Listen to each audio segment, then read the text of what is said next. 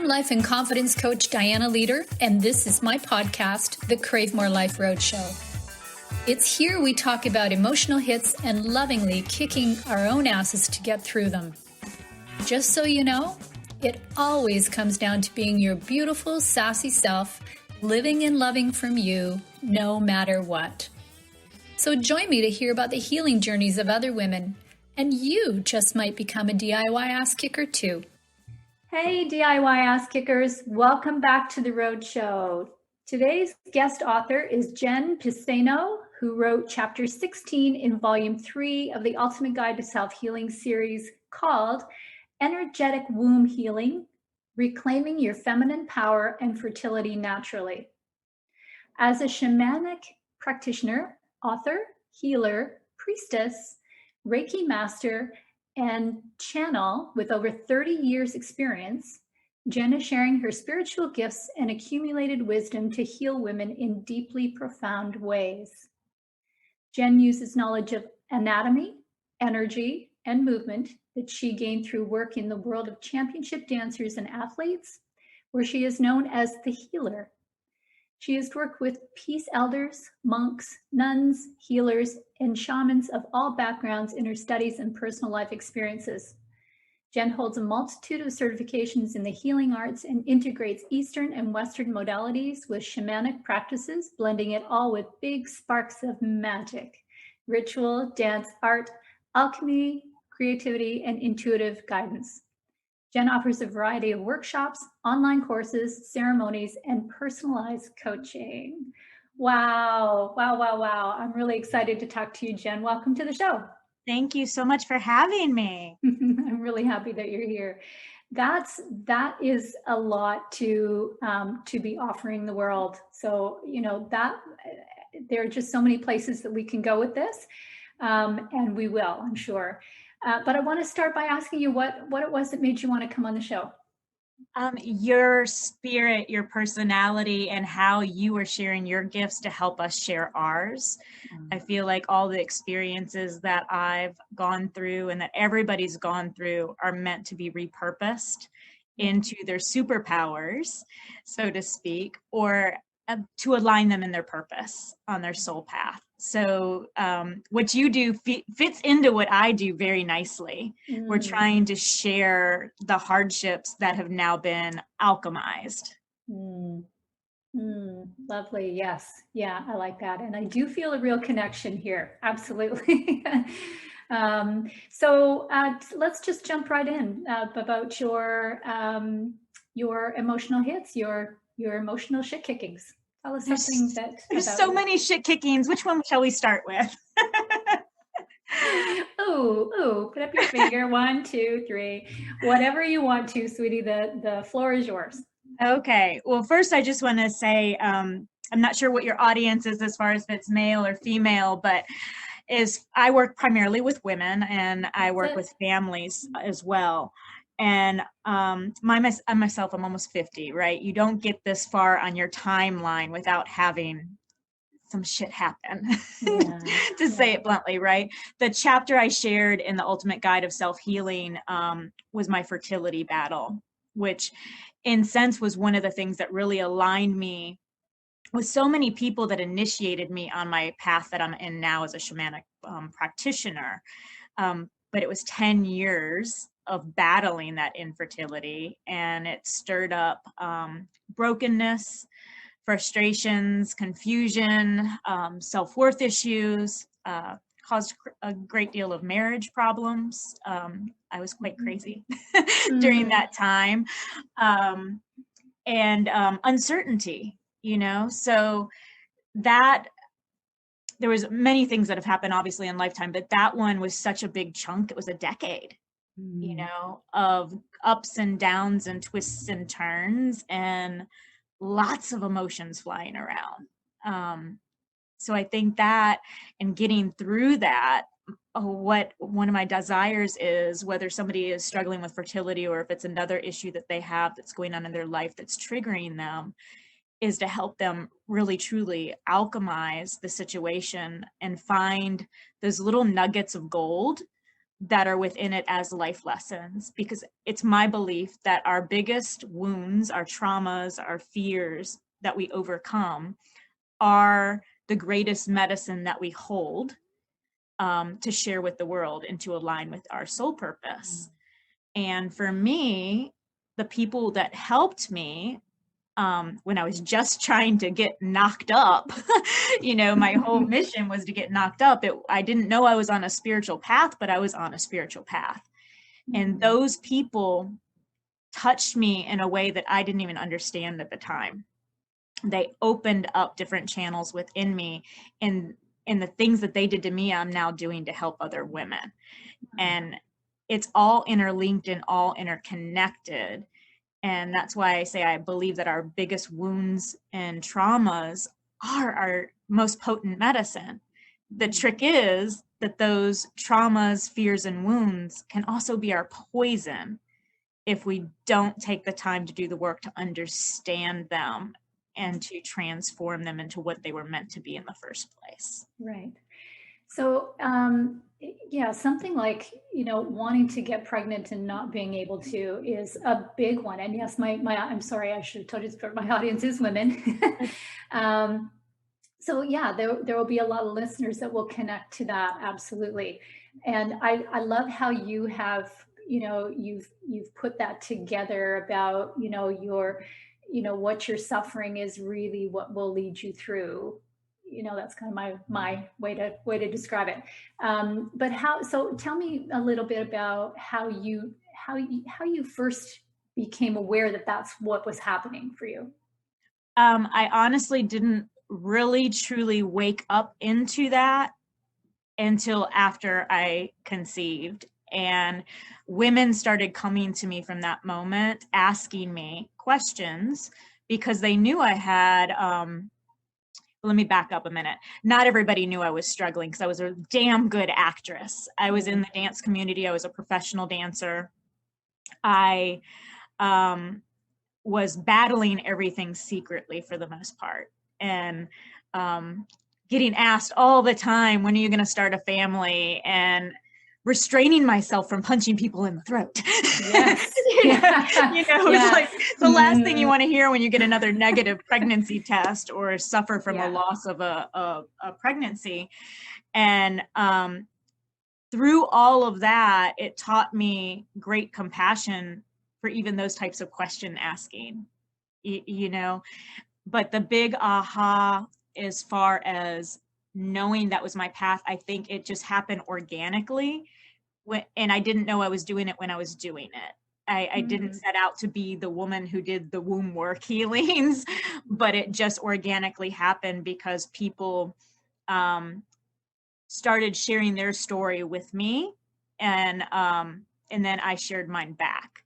And I learned that the more I shared my story of infertility, which gave me quite a bit of shame early on, I thought that's what my body was supposed to do and that my body was broken. But the more I sat with women, back then it was one-on-one, just little girl chats. The more I shared, I realized we weren't that different. We had the same emotions. We had the same feelings. We had the same frustrations, confusions, anger, grief, whether it was pregnancy related or not. There's these underlying emotions that women hold, and we hold it and we paint a smile on our face. For me, it's bright red. And we go through our day, and we're like the actresses of actresses, and people don't know what we're battling. You don't understand what people are holding until you really open yourself up to that vulnerability of sharing what you are holding. And that's something that I love about facilitating women's groups and circles, is holding that sacred container for women so that they find the strength in their vulnerability. And I find that it helps open up the voice, because a lot of women are scared to speak their truth. They've held it for so long that even in the beginning, you can hear women's voices cracking. That throat chakra is just not open and evolved yet.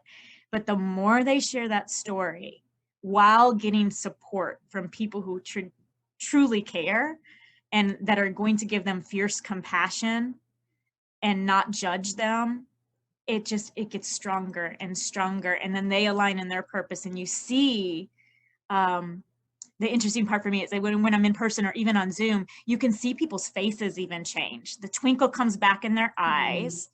The flushness comes back in their cheeks. They alchemize. They really, truly do alchemize right before my eyes. And that, it makes my heart just, I'm getting excited right now telling you about it. I can feel it. It makes me love what I do because it transforms them on all levels, mind, body, spirit. And that's why I say I do whole body healing, because it's all of the levels. Right. We're playing on all the playgrounds all at the same time. Yeah. So when when you're talking about how we have been silenced, right? How we silence ourselves, really. No matter, I mean, that can be across, of course, any issue that we're battling with. There really is that. I kind of vision it as a layer around us as women that, we can't show that vulnerability. We can't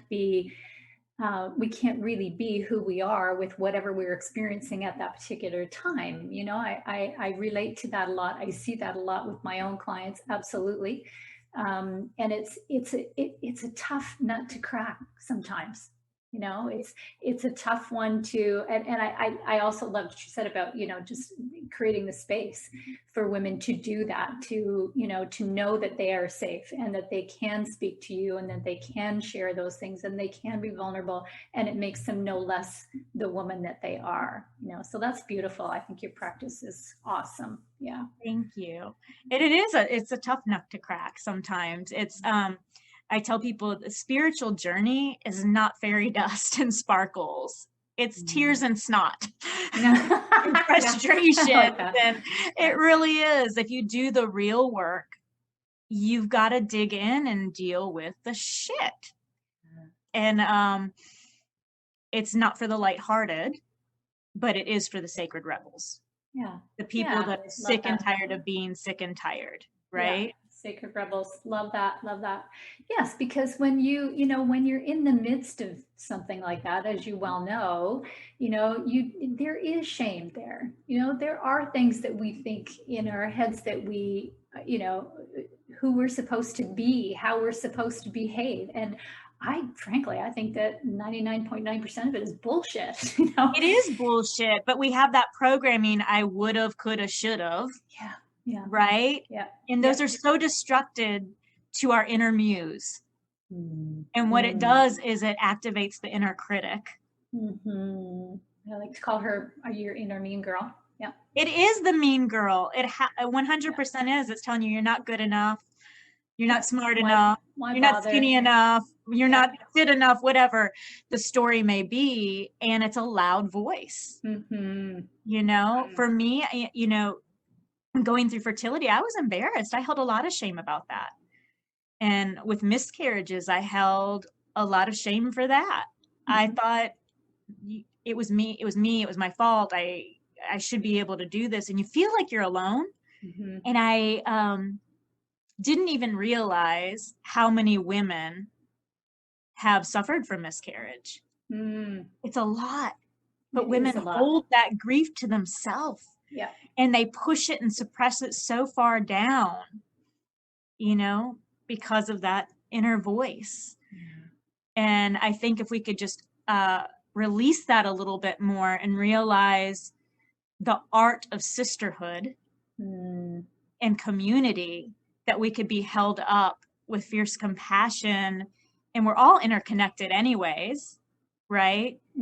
We are. And I tried to do everything alone. I know a lot of your audience probably is in that position right now. You feel like you're supposed to do it alone. You're supposed to not ask for help. That was one of mine. Stronger you're than that, be right? stronger. Yeah. I mean, we have that old belief, pull yourself up by the bootstraps, or be quiet, I'll give you something to cry about. Those old programmings, those nuts that are hard to crack, they get us from time to time. They do.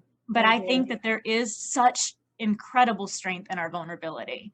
and coming together. And a big life lesson for me has been, I need to ask for help. And it's still damn hard for me to do. Mm-hmm. I mean, it's really hard for me to admit that I need help. Yeah. But we all need help. We do. I mean, that's the truth, right? We all need help. And why do we think we're supposed to be able to do it all by ourselves? Yeah, and that's part of the you know, the tears and the snot, right? Yes. It's, you know, going there, right? How do, you know, thinking about that, you know, why do we think that we have to do this by ourselves? You know, what is it about, using your example, what is it about motherhood that makes us feel like we can't be, you know, different than what we are told to be? You know, Right. it's yeah, it's a tough one, because that one is, you know, really your issue really is, you know, it's about being a woman, it's about being a mother, it's all those things that are supposed to be on this big pedestal, and you know, And we're trying to do it all perfect, and there's no such thing as perfection. Absolutely. Absolutely. Yeah. And if there is, I certainly have never met anybody who I know, has and yet it down. we still strive for it from time to time. I got to keep myself in check with that, but it is, and it's a lot to put on our plate. And part of what I'm trying to do personally and with other women is downsize the size of the plate. Like for a while there, I was carrying the big old paella pan, you know, that could feed the whole community. And I want it to be more like tapas size these days. Nice. And to live life more fully by bringing in more simple pleasures, enjoyment, art, creativity, and knowing that that's deserving. It doesn't always have to be piles of laundry and working and schooling and we take everything on as our job. So, I don't know, so willingly. We do. And I think it's because we are, you know, we think that that is our job and we have to do it like that. But I love that there is an alternative, because that, you know, I think sometimes that's just part of the growth that we can offer, is simply showing a different perspective. You know, just, you know, yeah, you don't have to, the laundry's going to be there tomorrow. You know, you know, you don't have to do it all today. You don't have to do it right today. You don't have to be perfect today. You know, all those things that so many of us, you know, have not heard yet, and yet are so powerful. It is. And that's the whole idea of what we both share, is empowering women, right? Mm-hmm. Believe me, every other woman has a pile of laundry in her hamper too. Absolutely. The only thing that exists that has infinite, it's totally infinite. That and dishes. Yeah. Yeah, that and dishes. You're right. Yeah. It's never ending. It's a cycle. It's scientifically proven. Yeah, that's right. That's right. Yeah. So, in terms of your practice, you know, to really be able to bring down some of that stuff, you know, to really dial down some of our expectations, our unreal expectations of ourselves, and open up. So how do you approach that with women? I meet them from where they're at, first of all. Usually when women come, they come with a story that's not the core story, right? Because we don't know what we know until we know it. So we start where their comfort level is, and being a channel of light language, or it's called soul language as well. What I like to do is go into sacred space with women, either in Zoom or here personally, and connect with them on a soul level, because then it takes their need for hiding and shame and embarrassment, it puts it away. It takes ego away from me. It doesn't matter what certifications I have or what I've done or experienced. It just puts two souls in the same room with the highest vibration of light, and it lets the beginning start point come through very, very clearly. And then that's where we begin. And it's information that I could have never known because they didn't tell me, because it's not of me. I'm just holding space. And when we start there, things flow. And it's a beautiful experience to connect with somebody that deeply and to hold them in that kind of frequency and light. and it removes the fear. It removes self-doubt. It removes everything in that moment. It tunes out the outside world and allows people just to be present with spirit. And so that's my starting place. And from there, we make a plan together of what feels right. And it's different for everybody, because I personally don't do cookie cutter sessions, because I think each person, even though they might have a similar story, they might need a special recipe to get through it, through those sticky spots, because everybody grew up a little differently. There's different triggers, even in the same kinds of situations where it was maybe verbal abuse or physical abuse. I work with a lot of sexual abuse. That we have to go about it different ways. We all learn differently. We all heal differently. We all grieve differently. So I pull out all the cards and all of the tricks and tools from my medicine bag, from all of the experience I collected, but then also from spirit guides and intuitive wisdom, and everything all comes together to play. So it's a beautiful thing. Yeah, super powerful, I can imagine. Yeah. So I guess what I'm trying to get at is when a woman is there and she's been able to experience that, at least the beginning of that, is she able to maybe I'm getting too complicated in my head. What's her take after that first session? The most common thing that I hear is they feel peace. Wow.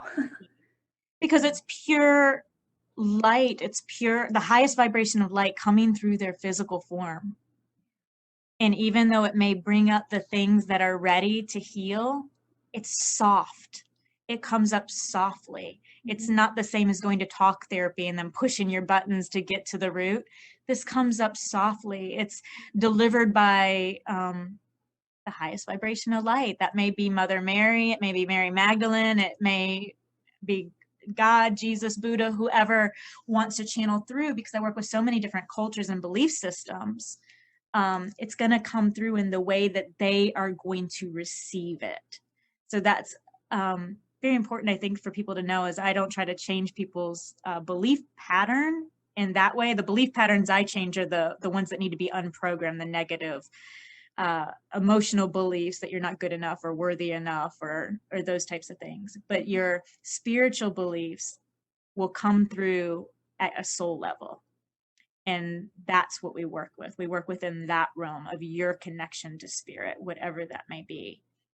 And it brings in harmony and peace because you are held and embraced by that energy. Beautiful, beautiful. Yeah. I love that. I think that there are, we've spent too much time beating ourselves up about stuff that, we really in many circumstances, we don't need to be doing. We don't need to go there, but we are there. So, to have an option that is gentle and loving and so pure, I think is amazing. Yeah. So in terms of your own experience, so when you said that you started small with individual women about telling your story. Yes. Tell us a little more about that. So I had so many failed pregnancy tests and frustrations and so forth way back then. And I was, like I mentioned, I was still a professional dancer, teaching with my husband, performing, teaching in a dance studio here in Atlanta.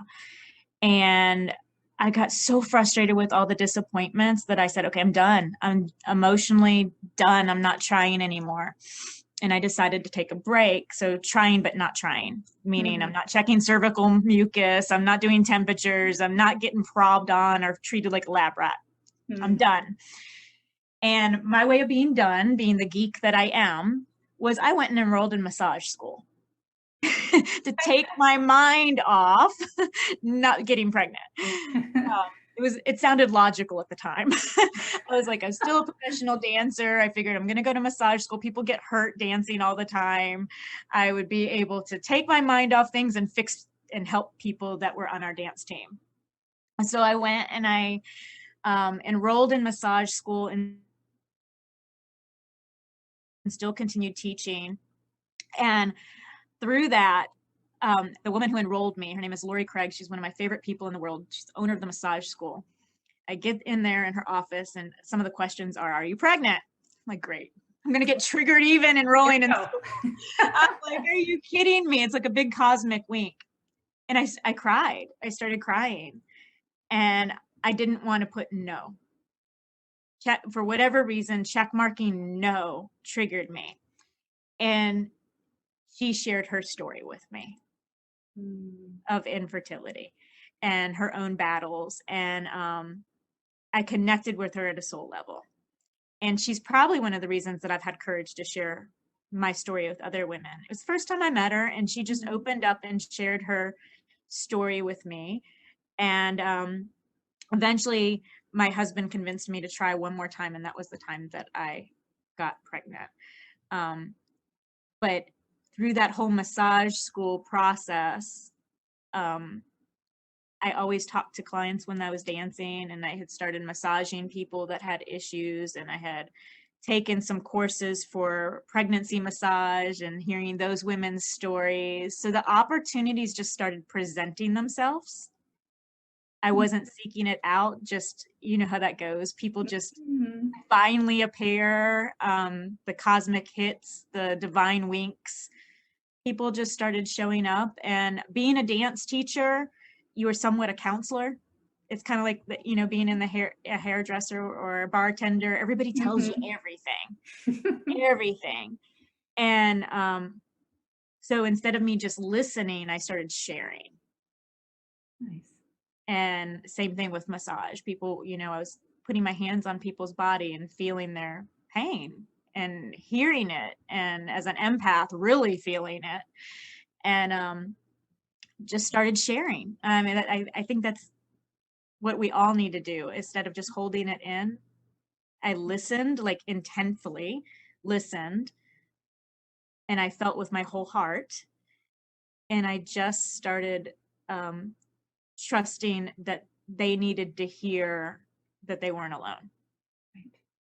And the same thing happened, I've been through so many hardships besides that. We've been through infertility. We've been through marital issues, the hardest of the hard. And that's stuff that we all hold so much shame and grief about. But as soon as I took that element away, it released it having power over me. So instead of me hiding from it, it empowered me in that way. And it's hard. The first few times you share your story, I'm not going to lie, it's a challenge to get it out of your body and out of your mouth. It's a challenge. But the more that you speak and share, I feel like the more empowered you get with each step. That's why my tagline is like, walk your path fiercely. And I feel like the beginning, you don't feel so fierce. Right. But the more you share, the more you connect, the more you integrate yourself in community and sisterhood, the easier and stronger those steps get. And I used to teach people how to strut and dance, and now I'm teaching people how to strut in the spiritual community. There you go. So I love that. Yeah. The spiritual community. Yeah. And you know what, I again, I think that whole connection with other women and allowing them to say what they need to say and us being able to say what we need to say in return, there is that, there is that connection that is built, and it is a sisterhood. Absolutely. No one knows this better than another sister. Yes. And there's a deep adornment and love, at least for me, when I talk to other women who have suffered from miscarriage, or gone through asexual trauma, or had their husband cheat on them, or go through infertility. I've gone through all those things and so much more. And yet here I am doing my thing, sharing my story, and helping other people hopefully be brave and courageous enough to share theirs. Because my goal is to activate soul purpose work into as many women as I can, because I have big visions for what I want this world to be when my little boy grows up and gives me grandchildren. And I can't do it all alone. So we need an army of sacred rebels. Yeah. And the only way I've figured out to do that right now is to hold space for everybody and help them align in their purpose. So each one of us can go out and initiate more. And it has a domino effect. And I think that's going to cause world change. And that's a game changer, right? So, absolutely. It's huge. And you're right. It will create a different world. I have no doubt about that. So here's a twist, because sometimes I know it's hard. Well, it's hard to share what is happening for you, hard to reach out for some support and some love. It's also sometimes what I find women telling me is that it's difficult, and I can recognize this in myself. It's difficult to share, to know who you should be sharing with. Absolutely. So, I always say to women, women, you will know intuitively who you can trust with your story. If you're not, maybe you don't want to tell Aunt Hilda, because you're going to get all the comments that you talked about in your chapter that, people would say to you. That's that, if you're going to get that from somebody, then don't go there. So Right. What's your take on that? Well, I agree with you wholeheartedly, and I wouldn't go talk to Aunt Hilda. So I think for me personally, I wish I would have had better communication with my family with the kind of support that I needed and craved, but they didn't understand. So I can't place blame there, because they've never went through what I went through. Yeah. And they gave me love and support in the best way they knew how. Right. As far as having your intuitive, that's part of the training that I do with women, is helping them find their own inner lie detector, which for me is in the womb space, that energetic womb. So I teach people how to drop down in their body, because I don't think a lot of us are embodied, right?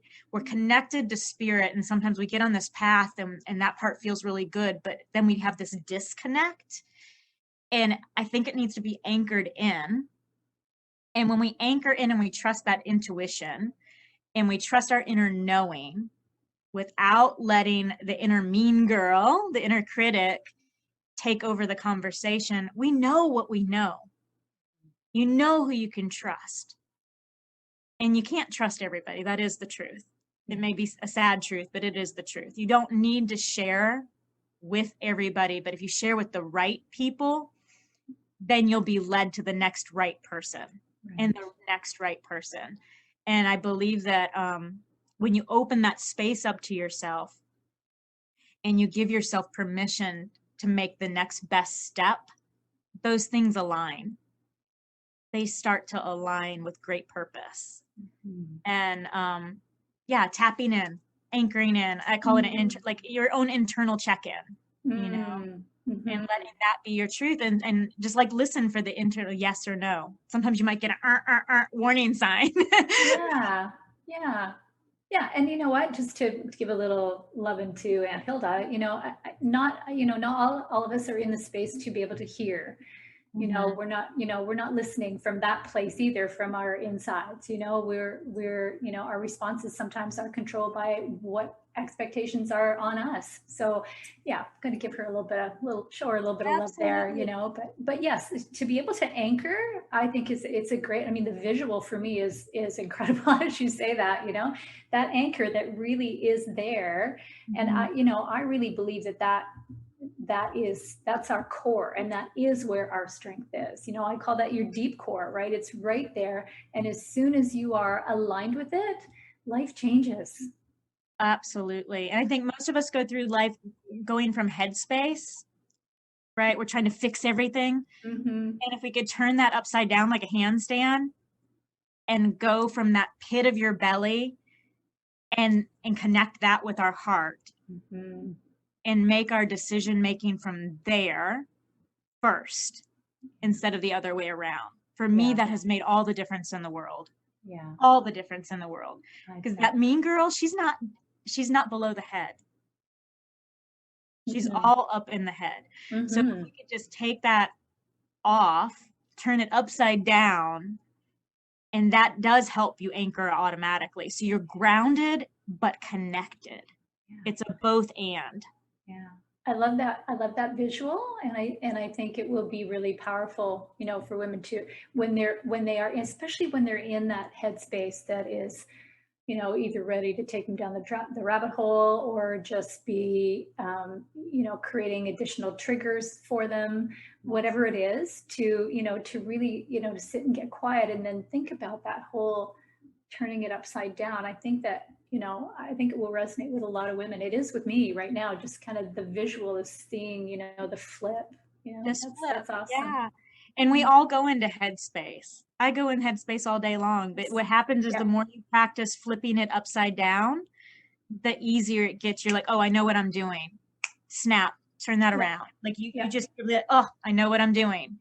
And the feeling of anxiety and overwhelm and stress, that comes from your headspace. Mm-hmm. That doesn't come from heart and womb. No, so I think for me, to help you have more awareness around that of when you need to flip it upside down, that's kind of a good red flag. When you're starting to feel stressed, when you're holding your breath, when you're feeling overwhelmed, flip it upside down. Yeah. It's an awesome way to remind ourselves that we have power. No, we don't have to succumb to to that which makes us feel like crap. Really. Right. Yeah. I mean, we can bring life into this world. How powerful is that? Yeah. And it doesn't have to be a baby. I talk about that a lot in the book because my story is my fertility story. But to me, birthing something isn't necessarily a child. It could be poetry or books or song or dance or a new company or whatever. So, but we are designed to birth and create life. And that life can be any creative source that people have on their to-do list. It's maybe gotten pushed down too far toward the bottom.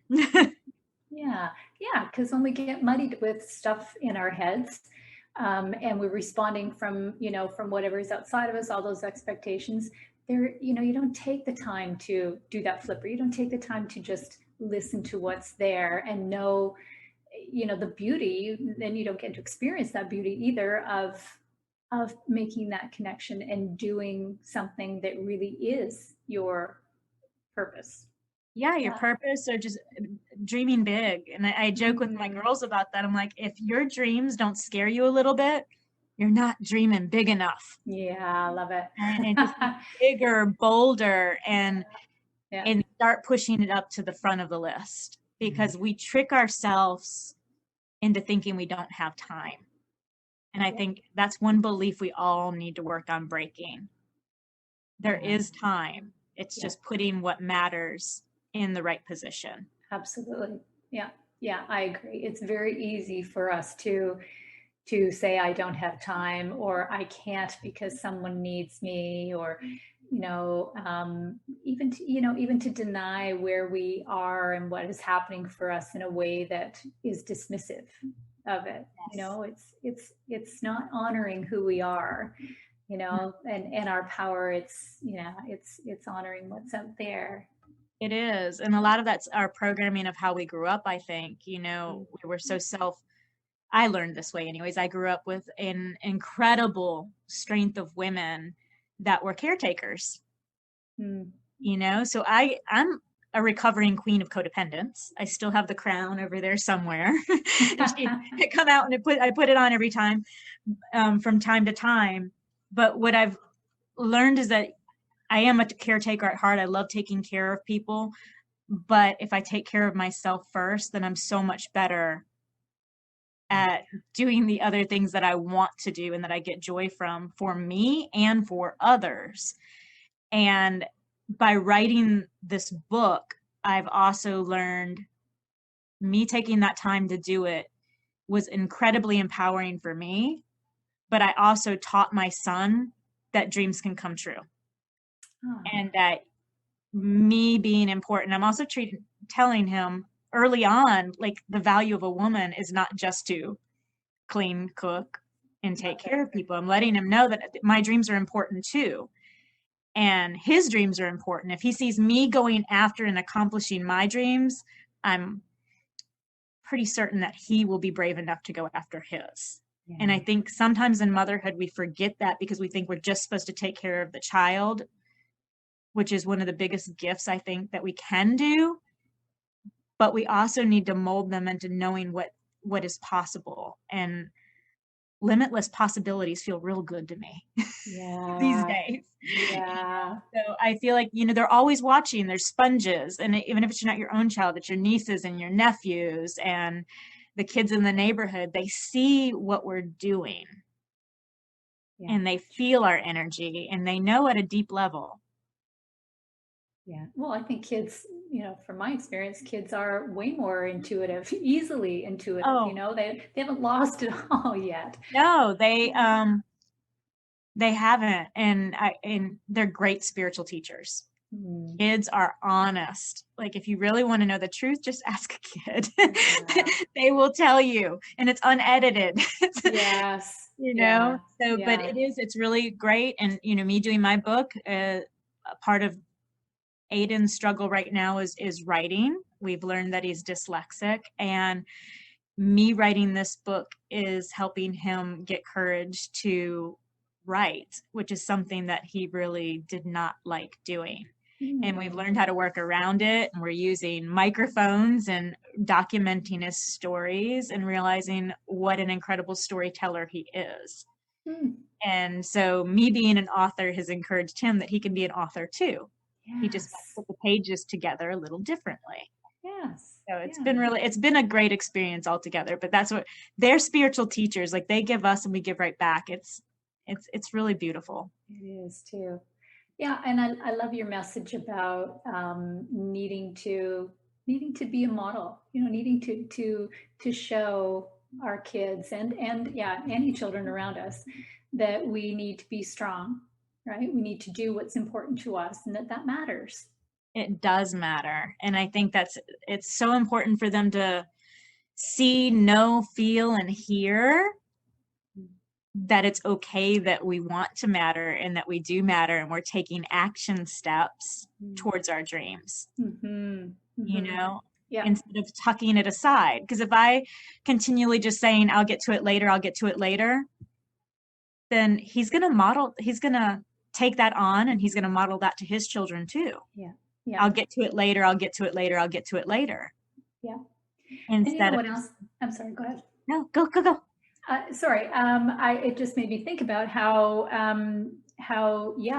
that makes him kind of put things off. It also doesn't give those kids of ours the opportunity to see the goodness that happens to us when we are aligned with ourselves.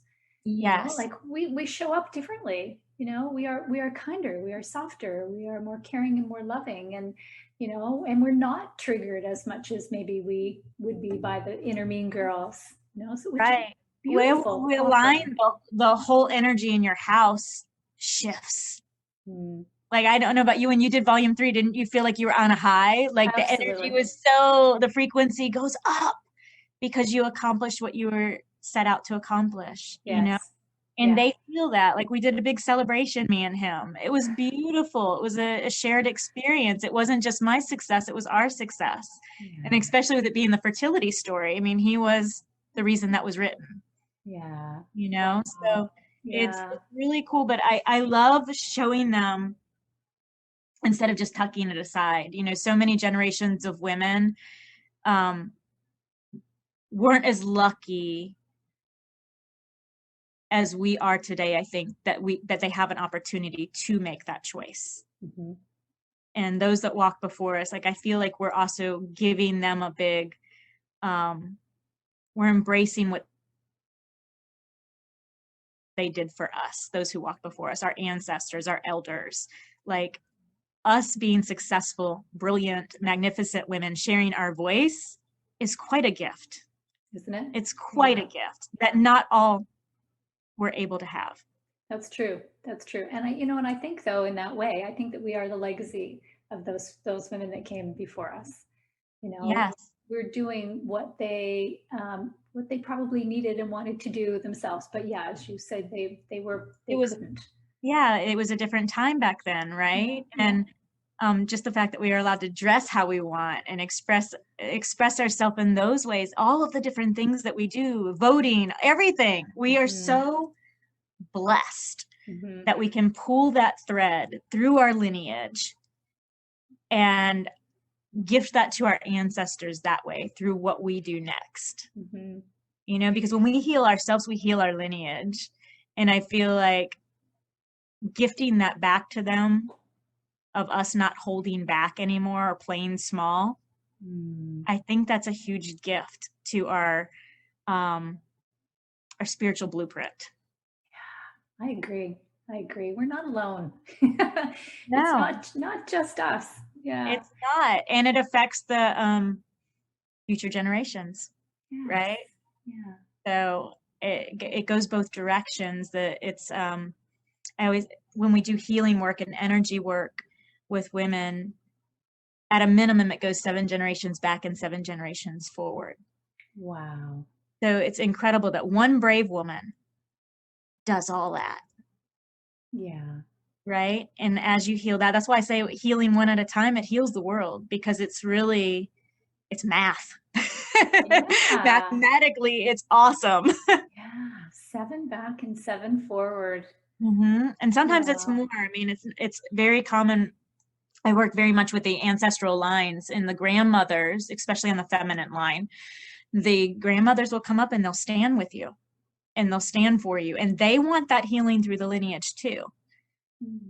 So we'll do womb work and we'll do womb healings and womb blessings. And we go back to the time that you were even in your mother's body and we heal that, because a lot of us took on some beliefs and fears because of the type of pregnancy their mothers had. And when we do that healing, it really shifts things. It shifts things in our mothers, it shifts stuff in us, it shifts things in our children and our unborn children or unborn grandchildren. But if you think about that, there's people who went through pregnancy that were scared, and that fear was passed on to their babies because that's what you were nurtured with.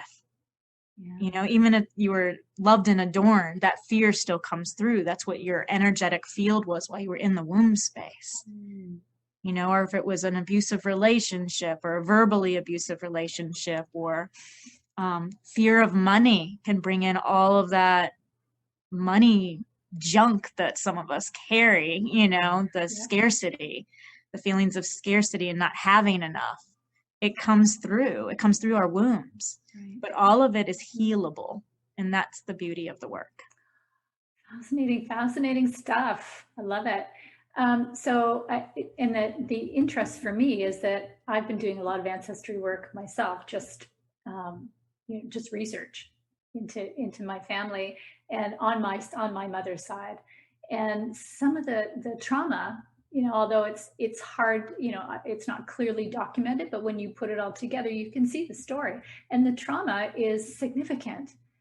So how do you not carry that? It's in your blood and bones. I mean, it goes through the lines, and everybody has it. If you go through your lineage, it's there. We've all had scarcity in some way. We've all had some kind of addictions. We've all had some kind of abuse, oppression. It's all in the lineage, but that heavy stuff can be alchemized into little flecks of gold. And I mean, I've done tons of ancestral work on myself. I do it with my son. I do it with every woman that comes in here that wants to do the work. I think that it is incredibly magical, and it lifts out of us the places that often are holding us back the most. Because usually, at least in my experience and my practice, what's holding women back isn't necessarily themselves. It's the stuff that they're carrying from the past that they don't even know that they're carrying. It's those deep, deep fears. And it's not all the stuff we've collected in this lifetime. It's just been passed down. And some of it is habitual that we've learned from our mothers and our grandmothers. But often it's much deeper than that. And I'm talking like 60, 70, 80 generations back. you know. Wow. So we do carry it. I've cleaned up a lot. There was a lot of alcohol abuse in my lineage. I wanted to make sure that I was blessed that I saw so much. I never went that route, but I don't want it to pass to my son. He has it on all four sides. Right. So we're constantly doing the work, the work, the work. Yeah. And you see it, you feel it lift out of your body. The Wow. fears start to dissolve and soul fragments start flying back home and making us feel more whole. Wow. So it's a beautiful, beautiful thing. And I'd love to gift you a session. Oh, I'm sitting here thinking, I need to call her. Yeah, we'll play. We'll do a little work on that and see what experience you have. I love it. I feel like I am so honored to hold that space for women who want to do the work and to feel the energy and strength of the grandmothers that come through. It is the most soulful experience. It is just, it gives you all the feels, like the I best bet. ones. I And bet. they want us to heal. They want us to heal. They want us to move forward, and they want it to be cleared. The baggage wasn't meant to be dragged around this long. Yeah. you know? Yeah. Yeah. Well, you know what? I mean, you really piqued my interest when you're talking about, 70, 80 years in the past as well. And what kind of an impact that can have on them. That's incredible. And, I mean, so a gift for you, but a gift for all those women that came before you that you carry a piece of. Right. It's such a It's, tribute to them. And I invite everybody even that's listening today, without moving forward into the actual ancestral healing, but it's a beautiful thing just to light a candle for your ancestral grandmothers. We're coming into Christmas. It'd be a perfect time to just kind of put that somewhere in your home. And I like having one in my kitchen. I cook with the elders all the time. I always joke about that. My Sicilian heritage, I think they tell me how much to put in the pot and how much not to, and how much to stir, and how long to leave it on the stovetop. I listen for all those whispers. But that magic can be in your home and integrated throughout your life. And other cultures do that. They honor the elders. They honor those that walk before us. And I think it's a lost art here in America. I don't know how it is in Canada, but here death is not seen the way it is in other countries. And I try to bring it in as a celebration here in our home, and we celebrate their lives, their stories. And it's been a part of the tradition I do with my son, and now homeschooling him. We're researching things that maybe didn't pass down to us, but we're doing enough research and digging that we're bringing back traditions that may have been there once before, and we're making them modern so they fit with our lives. But it's a beautiful way to integrate ancestral healing and ancestral work just by doing those little touches. Learning the recipes of different areas where your family may have come from. I think a lot of people have traced their DNA now, and just going back and finding that those little nuggets are so fun. They're so fun. Yeah, I agree. I can see the excitement on your face as you're talking It about makes it. me happy. I'm so into the Italian. I'm really, really following my Sicilian and Italian culture right now, and it's just been so joyful for me and my son. Wow, wonderful. And I love the simple technique of cooking recipes that will connect to where you were from, and lighting candles. I love that too. And I have a candle that my sister gave me many, many years ago. Actually, it was the year that my mother passed away, and she gave me this beautiful candle. And of course, I burn it every Christmas, only at Christmas, and then I fill it every year because it's part of the celebration, and then it makes me feel like she's there right beside us. She is. Yeah. So invite her and all the other grandmothers that want to come in this year, and you'll feel their energy fill your space. And that's the thing, when we really allow ourselves to be open to the frequency and open to the love that's there, it is undeniable that you can feel the unseen. You feel it in your space. And it is quite beautiful. if you allow yourself to embrace yourself in that. Yeah. Yeah. Lovely, lovely. So much. Awesome. I loved it. All of it. So I have one more question for you though, Jen. Yes. Tell us one humorous thing that you don't normally share. Humorous. So caught me off guard.